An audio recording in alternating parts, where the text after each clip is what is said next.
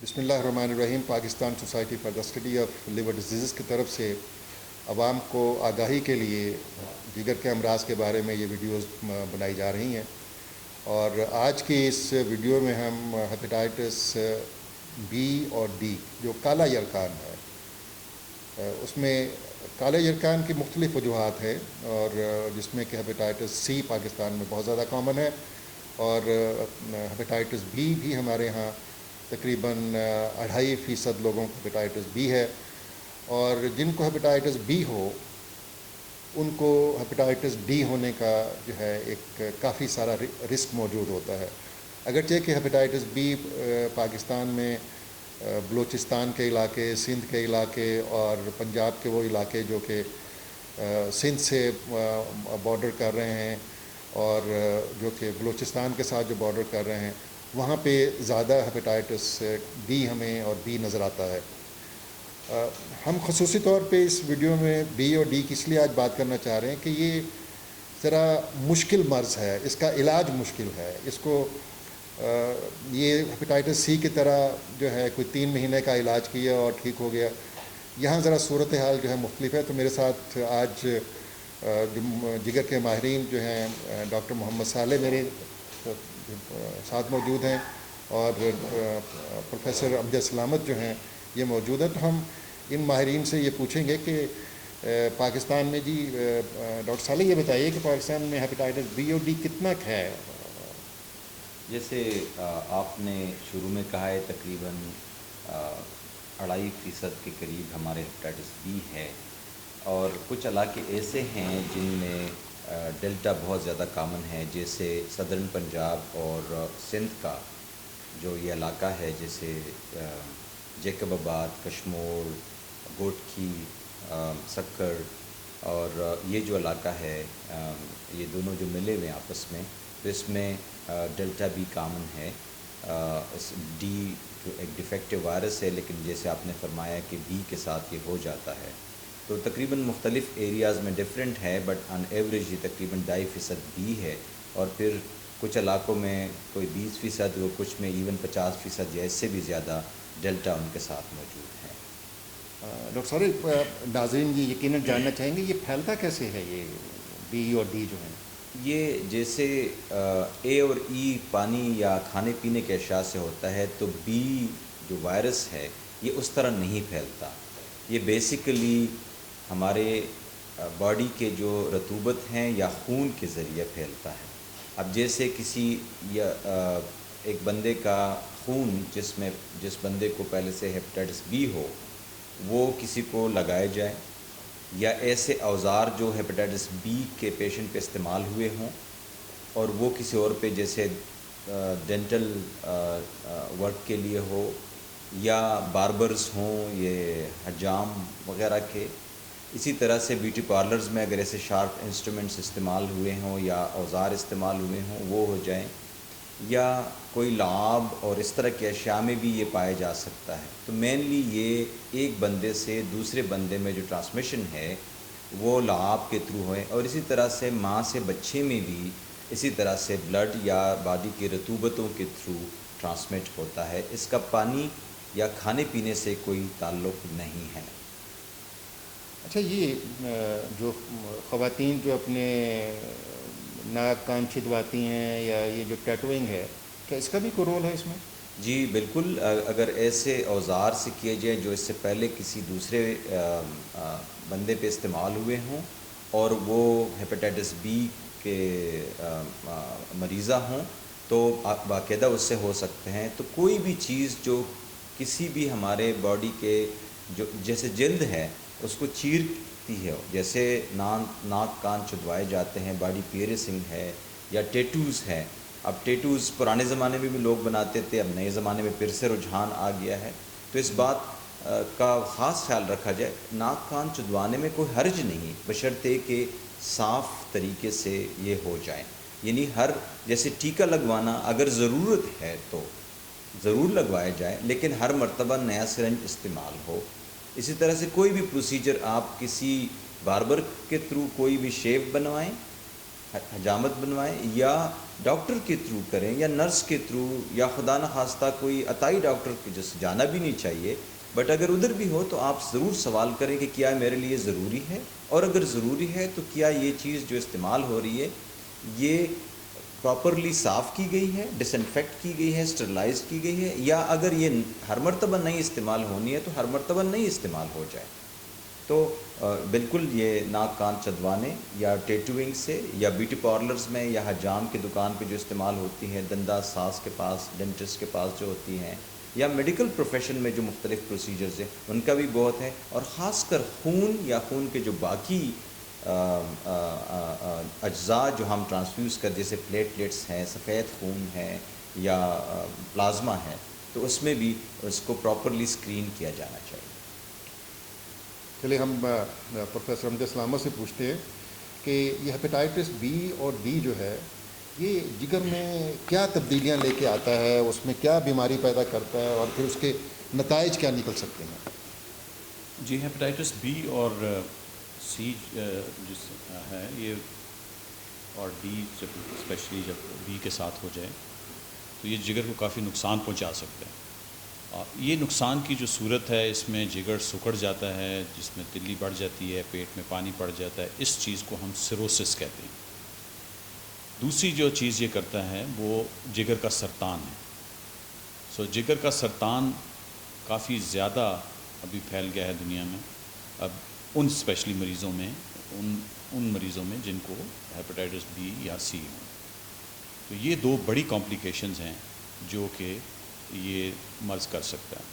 سیروسس کے جب ہو جائے تو اس کے ساتھ خون کی الٹی بھی آ سکتی ہے، پیٹ میں پانی پڑ جاتا ہے، غنودگی آ سکتی ہے، اور خدا نخواستہ اگر اس کا بروقت علاج نہ کیا جائے تو موت بھی واقع ہو سکتی ہے،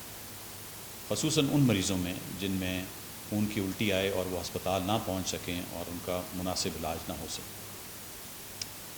سرطان بھی اگر بڑھ جائے اور پتہ نہ چلے تو اس کے ساتھ بھی مریض کی موت واقع ہو سکتی ہے۔ بی اور ڈی میں خصوصاً عام طور پر کئی دفعہ پتہ نہیں چلتا کہ سرطان ہو گیا ہے اگر ان کا علاج نہ کیا جائے، اور مریض ہمارے پاس صرف کئی دفعہ لیٹ پہنچتے ہیں، ان کو اور کچھ محسوس نہیں ہوتا، تھوڑا بہت درد ہوتا ہے یا کسی اور وجہ سے الٹرا ساؤنڈ انہوں نے کیا اور پتہ چلتا ہے کہ جگر میں رسولی پڑی ہوئی۔ دو طریقے سے یہ پرابلم ہو سکتے ہیں، یا سرطان جو ہے وہ سیروسس پہلے ہو جائے اور پھر ہو سکتا ہے، لیکن ہیپیٹائٹس بی اور ڈی میں سرطان جو ہے بغیر سیروسس کے بھی ہو سکتا ہے۔ اچھا، آپ ہمارے ناظرین کو یہ بتائیں جی کہ یہ ہیپیٹائٹس بی اور ڈی کے بارے میں بات کی جاتی ہے کہ یہ مشکل بیماری ہے جی، اس کا علاج مشکل ہے، اس سے کیا مطلب ہے؟ اس سے جی، بڑا اچھا سوال کیا آپ نے۔ اس سے مراد یہ نہیں ہے کہ جی کوئی ہم ایسا علاج کرتے ہیں کہ جو بہت کوئی ڈیفیکلٹ پروسیجر ہے یا بہت مشکل کوئی ہمیں پروسیجر کرنا پڑتا ہے۔ اس میں جو مشکل ہے وہ یہ ہے کہ ہیپیٹائٹس بی جب ایک دفعہ ہو جائے تو علاج کے ساتھ ہم اس کو صرف دبا سکتے ہیں، سپریس کر سکتے ہیں، لیکن یہ جسم سے ختم نہیں ہوتا۔ ابھی تک جو ہمارا نالج ہے اور جو ریسرچ ہے اس میں ابھی تک کوئی ہمارے پاس ایسی دوائی نہیں ہے کہ ہم یہ کہیں کہ وہ دوائی ہم دیں گے اور یہ جسم سے بالکل ختم ہو جائے گا۔ یہ ختم نہ ہونے سے کیا مطلب ہے جی، یہ وائرس جو ہے وہ خون میں تو ختم ہو جاتا ہے، دب جاتا ہے، لیکن جگر کے اندر، سیلز کے اندر جو جگر کے خلیے ہیں ان کے اندر جو یہ رہتا ہے اور اس میں کسی بھی وقت ایکٹیو ہو سکتا ہے، اور یہ اس وجہ سے ہم کہتے ہیں کہ یہ علاج اس کا مشکل ہے۔ مشکل یہ ہے ہماری اس علاج کے ذریعے کہ ہم اس وائرس کو جسم سے 100% ختم نہیں کر سکتے۔ ابھی بہت ساری اس پہ تحقیق ہو رہی ہے اور نئی چیزیں آ جائیں گی انشاءاللہ، اور ابھی چند سالوں میں اور ہم بہت پر امید ہیں کہ چند ایسی دوائیاں آ جائیں گی جو کہ اس کا بالکل مکمل علاج کر سکیں گی، لیکن اس وقت پریزنٹ سٹیٹ میں جو اس وقت جو وقت حاضر تک ہمارے پاس کوئی ایسا علاج نہیں ہے کہ ہم اس کو بالکل ختم کر سکیں۔ اس کا یہ مطلب ہرگز نہیں ہے کہ اس کا علاج ممکن ہے. علاج بالکل ممکن ہے، بہت افیکٹو دوائیاں ہیں، اور یہ دوائیاں جو ہیں اس کو بالکل ختم کر دیتی ہیں اور نقصان نہیں ہوتا. جو ابھی میں نے تھوڑی دیر پہلے بات کی کہ اس کے ساتھ جگر جو سکڑ جاتا ہے یا سیروسس ہو جاتا ہے یا سرطان ہو جاتا ہے، اور اسی وجہ سے ہم بہت زیادہ اس پہ زور دیتے ہیں کہ جب آپ کو پتہ چل جائے تو اس کا علاج کرنا چاہیے تاکہ سیروسس اور سرطان نہ ہو. یہ ڈاکٹر صالح، پروفیسر امجد نے تو کہا کہ جی ہیپیٹائٹس بی اس کا بڑا مشکل علاج ہے اور بڑی جو ہے اس میں سرطان ہونے کے چانسز ہیں، تو کافی یہ پریشان کن سی صورت حال ہے ہیپیٹائٹس بی کے حوالے سے. تو اس سے کیا بچاؤ ممکن نہیں؟ سر بچاؤ سب سے بہترین ہے، اویلیبل ہے، اور تقریباً کوئی 40-45 سال سے اس کا حفاظتی ٹیکہ ویکسین 1975 سے آنورڈ سے اویلیبل ہے. تو کیا یہ بدقسمتی نہیں ہے کہ اس پہ ہم کچھ زیادہ زور نہیں دے سکے کہ ہم اپنے آپ کو اور اپنے بچوں کو اور ہماری جو بہنیں ہیں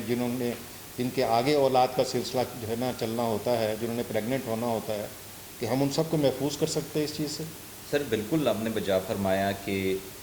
بچاؤ ہی بہترین طریقہ ہے کسی بھی بیماری سے چھٹکارا پانے کا. اور اگر آپ بی سے بچ جاتے ہیں تو آپ آٹومیٹکلی ڈیلٹا یا ڈی سے بچ جاتے ہیں. اور ابھی تو خوش قسمتی سے پاکستانی حکومت نے 2003 سے آنورڈ جو ہم بچوں کو یہ حفاظتی ٹیکے پیدائش کے وقت لگواتے ہیں، پیدائش کے بعد کے ہیں، اس میں یہ شامل بھی کر لیا ہے. تو ایک اور بھی ہمیں زیادہ زور دینا چاہیے کہ یہ ویکسینیشن جو پیدائش کے بعد ہوتی ہے باقی بیماریوں کے ساتھ ساتھ بی وائرس سے بھی بچایا جا سکتے ہیں. اور اگر آپ بی سے محفوظ ہو گئے تو ڈی یا ڈیلٹا جس کو ہم کہتے ہیں ڈیفیکٹو وائرس جو ہے یہ بھی ہمیشہ کے لیے ختم ہو جاتے ہیں. تو ہم سب کو چاہیے کہ ایسا کام کریں کہ جو بچے پیدا ہوتے ہیں ان کو ضرور حفاظتی ٹیکے لگوائیں، وقت پہ لگوائیں. دوسرا طریقہ یہ ہے کہ ہم میں سے جو بڑے ہیں جو 2003 یا اس سے پہلے پیدا ہوئے ہیں یا جن کو حفاظتی ٹیکے نہیں لگے ہوئے ہیں، ہمیں ان کے لیے یہ چاہیے کہ پہلے ان کا ٹیسٹ کیا جائے، اور جن کا ٹیسٹ نیگیٹو آ جائے تو ان سب کو ہم نے حفاظتی ٹیکے لگوا لینے چاہیے. یہ کیا ٹیکے بہت مہنگے ہوتے ہیں جی کہ لوگ نہیں لگواتے ان کو؟ نہیں سر، بالکل مہنگے نہیں ہیں. مطلب میں یہ تو نہیں کہوں گا کہ بالکل فری ہیں، لیکن حکومت کے کئی سارے سینٹرز پہ فری بھی مل رہے ہیں. اور اس کے ساتھ ساتھ یہ ہے کہ جی یہ 3 ٹیکوں کا جو کورس ہے جو ہم جنرل پبلک کے لیے کہتے تھے کہ جی آپ نے پہلا لگوایا، پھر 1 ماہ بعد ایک لگوایا، اور پھر 6 ماہ بعد تیسرا لگوایا، سمپلسٹی کے لیے کہہ رہا ہوں. تو یہ تقریباً کوئی آپ کے 1000 روپے میں یا 1200 روپے میں، مختلف کمپنیوں کے ریٹس مختلف ہیں، تو یہ ہو سکتا ہے. تو 1000 روپے کے قریب جو ہے آگے پیچھے کچھ پیسے یہ ہو سکتا ہے. پروفیسر امجد دیکھیں، ڈاکٹر صالح جیسے کہہ رہے ہیں کہ ہیپیٹائٹس بی سے بچاؤ ممکن ہے، ویکسین موجود ہے، اتنی مہنگی نہیں ہے کہ 200-250 روپے کا ایک ٹیکہ، اور پہلا ٹیکہ لگ گیا، مہینے کے بعد دوسرا ٹیکہ لگایا، 6 مہینے کے بعد تیسرا ٹیکہ لگایا، اور 3 ٹیکوں کی ملا کے قیمت بھی کوئی 1000 روپے سے کم بنتی ہے جا کے. تو آپ یہ بتائیں کہ جی یہ جو ماں سے بچے کو جو اس کی ٹرانسمیشن ہے ہیپیٹائٹس بی کی، یہ کیا کچھ زیادہ ہوتی ہے اور کیا بہت خوفناک ہے یہ؟ جی یہ ایک بہت اہم موضوع آپ نے چھیڑا ہے. اس میں بہت ضروری بات یہ ہے کہ اگر ماں کو ہیپیٹائٹس بی ہو اور اس کے خون میں یہ وائرس موجود ہو، جو کہ ہم اس کی تشخیص کر سکتے ہیں PCR کے ذریعے، اور اگر وہ لیولز یا اس کے جو بہت زیادہ ہوں تو بچے کو ٹرانسمٹ ہو سکتا ہے. اور اس میں جو اس میں کیا چانسز کیا ہے اس میں جی ماں سے بچے کو جانے کے؟ جی ماں کے بچے جانے سے لیول پہ ڈیپینڈ کرتا ہے. اگر 2 لاکھ انٹرنیشنل یونٹس سے کم ہوں، اور اگر ہیپیٹائٹس بی سرفیس اینٹیجن کا کچھ لیول ہے اس سے زیادہ ہو تو پھر چانسز زیادہ ہو جاتے ہیں. اگر 2 لاکھ سے زیادہ ہو انٹرنیشنل یونٹس اگر اس کا لیول ماں کے خون میں، تو تقریباً 78% یا 78% بچوں کو ہیپاٹائٹس بی ہونے کا چانسز ہوتے ہیں۔ اور اس میں جو اہم بات وہ یہ ہے کہ اس عمر میں جب بچے کو یا پیدائش کے بعد یا نومولود بچے کو اگر ہیپاٹائٹس ہو جائے تو وہ اس کو وہ کیریئر بن جاتا ہے، اس میں رہتا ہے، وہ خود کلیئر نہیں کر سکتا۔ جبکہ اگر کسی بڑے کو جس کو کہ پہلے ہیپاٹائٹس بی نہ ہو، اس کو بالغ عمر میں یا جب بڑے لوگ ہیں ان کو ہوتا ہے، تو ان میں صرف 90% لوگ جو ہیں وہ کلیئر کر دیتے ہیں، اور صرف 10% لوگ جو ہیں ان کو کرونک یا وہ ان کو لمبے عرصے تک کی بیماری رہتی ہیں، وہ کلیئر نہیں کر سکتے۔ تو یہ اس کی امپورٹنس ہے۔ اور اگر بچے کو ہو جائے تو کیونکہ یہ وائرس ان کے خون میں کافی عرصے تک رہتا ہے، تو اسی طرح سرطان بننے کے اور سروسس جو میں نے پہلے ذکر کیا اس کے زیادہ چانسز ہو جاتے ہیں۔ جبکہ آپ یہ بتانا چاہیں گے ناظرین کو کہ کوئی ایسا ملک ہے دنیا میں کہ جس نے ہیپاٹائٹس بی بہت زیادہ تھا، جی انہوں نے ویکسینیشن کی جی اور انہوں نے اپنے آپ کو اس سے تقریباً محفوظ کر لیا ہے؟ جی بالکل۔ آئی تھنک اس میں ہم ساؤتھ کوریا جو ہے وہ ایک ایسا ملک ہے، اور تائیوان جو تائیوان جو ہے وہ ہے، چائنا میں بہت زیادہ ہوا ہے، چائنا میں بھی انہوں نے بہت زیادہ ویکسینیشن کر کے اور یہ بہت کامیابی کے ساتھ اس مرض کو انہوں نے کنٹرول کیا ہے۔ تائیوان میں تو تقریباً 0% ہو گیا، وہ ہر بچے کو وہ ویکسینیٹ کرتے ہیں اور اس میں تقریباً یہ مرض وہاں ختم ہو گیا ہے۔ اور اسی طرح ساؤتھ کوریا میں، اسی طرح چائنا میں انہوں نے بہت افیکٹو کیمپین کیے، بہت اچھی ویکسینیشن کا کیمپین چلا کے اس مرض پہ بہت حد تک قابو پا لیا ہے۔ اس میں ہمیں پاکستان میں بھی یہ ہوا ہے کہ ویکسینیشن کی وجہ سے، اور جس طرح ڈاکٹر صالح نے کہا کہ بچوں کو ابھی ہم حکومتی سطح پہ بھی یہ کہا گیا ہے اور ویسے بھی لوگوں کو بھی آگاہی ہے، وہ ویکسینیشن کی وجہ سے بہت سارے علاقوں میں ہیپاٹائٹس بی جو ہے وہ کافی کم ہو گیا۔ ڈاکٹر صالح اور ڈاکٹر امجد سلامت، آپ دونوں کا بہت بہت شکریہ، اور میں ناظرین کی آسانی کے لیے میں اس کا جو ڈاکٹر صالح نے باتیں کی اور ڈاکٹر امجد سلامت نے باتیں کی، میں آپ کو ان کا خلاصہ جو ہے میں بتا دیتا ہوں کہ ہیپاٹائٹس بی ہماری تقریباً 2.5% آبادی کو ہیپاٹائٹس بی ہے، اور ہیپاٹائٹس ڈی جو ہے یہ جو ہے ہمارے خصوصی طور پہ جو پنجاب کے وہ علاقے جو کہ بلوچستان اور سرحد کے ساتھ اور جو ہے نا یہاں پہ جو ہے نا سندھ کے ساتھ ہیں، وہاں پہ ہیپاٹائٹس بی بھی جو ہے نا کافی موجود ہے۔ لیکن ہیپاٹائٹس بی صرف اس صورت میں ہوتا ہے کہ اگر کسی کو پہلے سے ہیپاٹائٹس بی ہو، اور ہیپاٹائٹس بی جو ہے یہ ایک مشکل بیماری ہے۔ مشکل اس لیے ہے کہ اس کا علاج بہت لمبا ہے، کئی سال اس کے لیے گولیاں کھانی پڑتی ہیں، اور اس کے باوجود بھی یہ وائرس جو ہے نا یہ سپریس ہوتا ہے، اور اس کو مکمل طور پہ جو سیل میں سے اس کو ختم ہو جانا چاہیے وہ نہیں ہوتا، اور بیماری کا کچھ نہ کچھ اثر جو ہے وہ آہستہ آہستہ چلتا رہتا ہے، اور ان لوگوں کو کینسر ہونے کے چانسز جو ہیں یا سیروسس ہونے کے چانسز، اور پھر سیروسس کی جو کمپلیکیشن ہے جس میں پیٹ میں پانی پڑ جانا، خون کی الٹی آنا، بے ہوشی ہونا اور کینسر ہونا، ان کے چانسز جو ہے نا بہت بہت زیادہ ہو جاتے ہیں۔ بیماری ہیپاٹائٹس بی اور ڈی جو ہے نا یہ خوفناک ہیں، اور اللہ کا شکر ہے کہ ہمارے ہاں جو ہے اب لوگوں میں کچھ اویئرنیس آئی ہے، لوگ اپنے آپ کو جو اس کی ویکسین لگوا رہے ہیں۔ ویکسین بہت سستی ہے، کوئی اس کی 3 ڈوزز ہیں، پہلا ٹیکہ لگتا ہے مہینے کے بعد دوسرا، اور 6 مہینے کے بعد تیسرا ٹیکہ لگتا ہے، اور ان 3 ٹیکوں کی کل قیمت ملا کے 1000 روپے سے زیادہ نہیں ہے۔ اور میں یہی کہنا چاہوں گا جیسے ڈاکٹر صالح، ڈاکٹر امجد سلامت نے کہا کہ ہمارے ہر شخص کو ہیپاٹائٹس بی کی ویکسین لگوانی چاہیے، خصوصی طور پہ ہمارے جو بچے ہیں یہ اس کے زیادہ حقدار ہیں، کیونکہ ان کا سفر آگے لمبا ہے۔ ہمیں جو ہے اگر کسی فیملی کے پاس ریسورسز کم ہیں تو انہیں چاہیے کہ پہلے اپنے بچوں کو لگوائیں، باقی لوگوں کو بعد میں لگوائیں۔ اور ہماری خواتین خصوصی طور پہ جو کہ پریگننٹ ہیں یا مستقبل میں پریگننٹ ہونے والی ہیں، ان کو ہر صورت اپنا چیک اپ کروانا چاہیے اور اپنے آپ کو ویکسین